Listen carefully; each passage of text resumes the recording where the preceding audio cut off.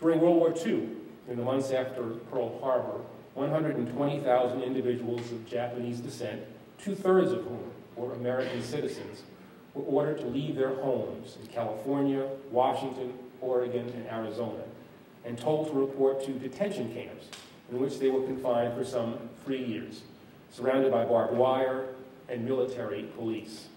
No charges were ever brought against these men, women, and children. There were no hearings, no findings of sabotage, espionage, or disloyalty. They were ordered to bring only what they could carry. Most families lost everything, and most importantly, they lost their liberty. Now, although the Supreme Court upheld the constitutionality of that internment order, rejecting the proposition that it was infected by racial prejudice, this decision has come to be regarded as one of the darkest moments in American constitutional history, and justifiably so. In a courageous dissenting opinion, Justice Frank Murphy described the court's decision in Korematsu as the, quote, legalization of racism. Now, I relate these historical incidents because it must inform our understanding of the present. In the months and years after 9/11, our government took many steps to ensure the safety and the security of our people. And many of them were necessary and appropriate. For example, we have, and not completely, improved our transportation security procedures, and we've partially disrupted the flow of money that financed terrorist operations. But other steps taken in the aftermath of the attacks were both excessive and unlawful. Although we did not respond to 9/11 by imprisoning Muslim Americans, our government authorized the use of torture, approved of secret electronic surveillance of American citizens, secretly detained American citizens without due process of law, denied the writ of habeas corpus to hundreds of accused enemy combatants, and authorized the use of procedures that violate both international law and the United States Constitution. Now, I do not question the motives, patriotism of those responsible for these policies, but this does nothing to mitigate the fact that these steps were wrong when they were initiated, and they are wrong today. We owe the American people a reckoning. It is our responsibility as citizens to preserve and to protect our Constitution, for it is our Constitution and the freedom that it guarantees that makes the United States the envy of the world. Now, let me be clear.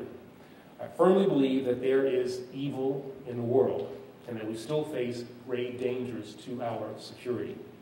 But our ability to lead the world in combating these dangers depends upon the strength not only of our military leadership, but our moral leadership as well. Sadly, that moral leadership has been fractured. To recapture it, we can no longer allow ourselves to be ruled by fear. We must evaluate our policies and our practices in the harsh light of day and steel ourselves to face the world's dangers in accord with the rule of law, as we have done in the past.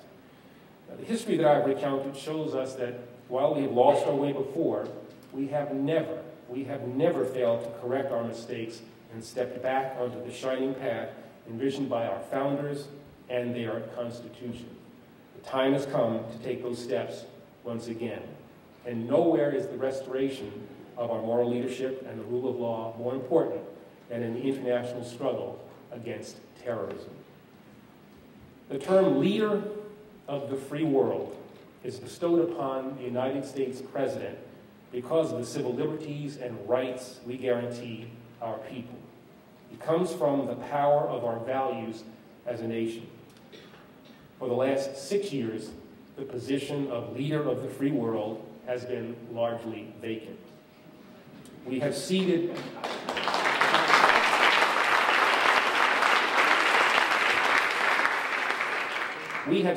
much of the moral high ground, which our own military leaders will tell you is a vital asset in our struggle against terrorism. In September 2001, immediately after terrorist attacks on 9/11, almost the entire world stood ready to follow our lead in the war against terrorism. The entire world was on our side. But in their pursuit of the war on terror, too many of our leaders have forgotten who we are as a nation. what it is that makes us stand above almost every other nation on earth. And as a result, our ability to lead, our ability to persuade, and to prevail in the struggle has been crippled. We have squandered one of our greatest strengths as a nation.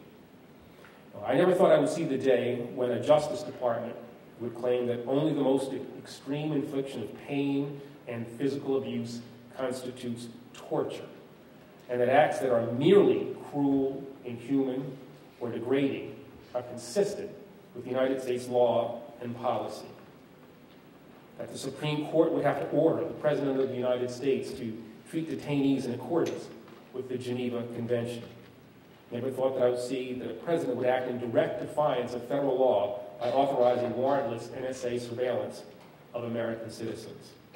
This disrespect for the rule of law is not only wrong, it is destructive in our struggle against terrorism. Now, many have compared the Cold War, which President Kennedy called our long twilight struggle, to our current struggle against terrorism. I believe this comparison is apt to the extent that neither one has an ending on a traditional battlefield. But the comparison is even more compelling because both struggles are ones in which values, ideals, and morals are as important as military strength. In 5, 6 short years, we have lost too much of the moral high ground. Now, don't get me wrong.